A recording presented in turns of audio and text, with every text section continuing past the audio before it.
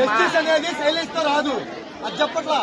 విషయం క్లారిటీగా కమ్యూనికేట్ అవటం సైలెంట్ గా అవ్వాలి. కానీ కమ్యూనికేట్ అనేది చాలా మంది తెలిసిపోయింది, మినిస్టర్ల దగ్గరికి వెళ్ళిపోయింది, మీడియా ద్వారా స్ప్రెడ్ అయింది.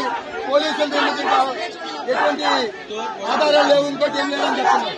అది ఉందా లేదా